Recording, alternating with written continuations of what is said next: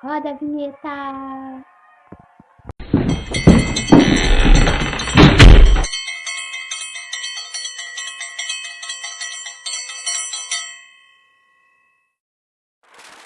Boa tarde, eu sou a Tayane Vamos Pegados. Hoje nós vamos falar sobre a comunidade cristã.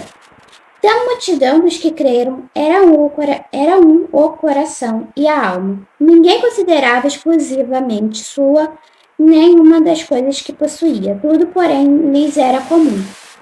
Com grande poder, os apóstolos davam testemunho da ressurreição do Senhor Jesus, e em todos eles havia abundante graça, pois nenhum necessitado havia entre eles, porquanto os que possuíam terras ou casas, vendendo-as, traziam os valores correspondentes e depositavam aos pés dos apóstolos. Então se distribuía a qualquer uma à medida que alguém tinha necessidade. Sobre a oferta de Barnabé.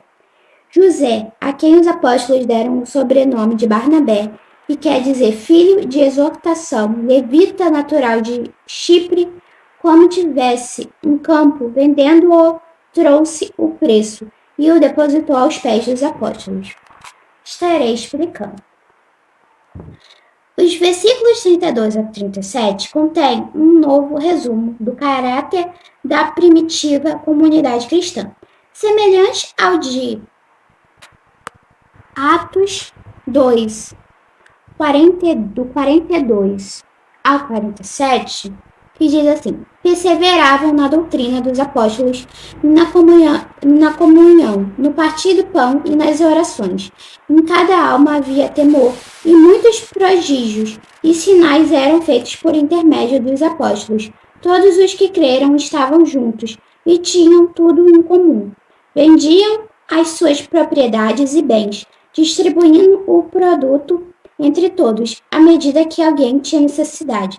Diariamente, perseveravam unânimes no templo, partiam pão de casa em casa e tomavam as suas refeições com alegria e singeleza de coração, louvando a Deus e contando com a simpatia de todo o povo. Enquanto isso, acrescentavam-lhes o Senhor dia a dia, os que iam sendo salvos. Uma das características principais dessa igreja, cheia do Espírito, era a unidade, o sentimento de união, que se manifestava na partilha dos recursos materiais. Para suprir as necessidades dos cristãos pobres, os crentes mais ricos vendiam terras ou casas e traziam o dinheiro para que fosse usado em benefício de todos. Os apóstolos supervisionavam este ministério do amor, que era executada na base da necessidade pessoal e não na base da igualdade. Atos 4, do versículo 36 ao 37. Um cristão se destaca especialmente, José, um cristão judeu, natural da ilha de Chipre, que tinha parentes em Jerusalém. Seu sobrenome, Barnabé, pode significar filho da consolação ou filho do encorajamento ou exortação. Tais sobrenomes eram muitas vezes dados às pessoas para indicar seu caráter. A comunidade é uma das características fundamentais do povo de Deus, ter tudo em comum, mesmo sendo diversificados na personalidade, nas dificuldades e nos talentos. É uma dádiva do Senhor, pois Ele mesmo, através de Cristo, nos ensina a amar o outro, vivendo em unidade. Apesar das diferenças diante da cruz, estamos no mesmo nível, em par de igualdade. Temos muito em comum. Somos pecadores perdoados, que creem e recebem a graça de Jesus Cristo. Assim, se crermos e vivermos unidos no amor do Pai que está em Cristo, o mesmo saberá que Deus enviou a Jesus. João 17, do versículo 21 ao 23, que diz assim. João 17, do versículo 21 ao 23, diz assim: a fim de que todos sejam um, e como és tu, o Pai, ó Pai, em mim, e eu em ti, também sejam eles em nós, para que o mundo creia que tu me enviaste. Eu lhes tenho transmitido a glória que me tens dado, para que sejam um, como nós o somos. eu neles e tu em mim, a fim de que sejam aperfeiçoados na unidade, para que o mundo conheça que tu me enviaste e os amaste, como também amaste a mim. Deus nos fez para vivermos em comunidade, amando uns aos outros, apesar das nossas dificuldades. Por isso, viver isolado, buscando seus próprios interesses, não deve ser uma opção viável para o cristão. Viver em comunidade, mesmo que isso acarrete desafios e problemas, é buscar viver conforme a vontade do Pai. O Senhor sustenta o seu povo unido no seu grande e eterno amor. Permaneça ligado à comunidade cristã e cresça na graça e conhecimento de Jesus. Oferta, um ato de adoração. Ofertar é adorar a Deus pelo fato de Ele ser o Criador e mantenedor. Devo ofertar segundo as bênçãos recebidas. A oferta é tão sagrada quanto o dízimo. O ideal é devolver um percentual da renda como oferta, 5%, 7%, 10% e etc. Ela se destina ao suprimento das necessidades da igreja local e dos campos missionários. Que Deus possa continuar falando ao seu coração. Estamos orando ao Senhor. Senhor, meu Deus, meu Pai, te peço perdão por todos os meus pecados, minhas falhas, meus erros, ó Pai. Senhor, entra no teu trono de glória, Pai, para te pedir, Senhor, que essa mensagem, Pai, possa penetrar no coração de cada um, ó Pai.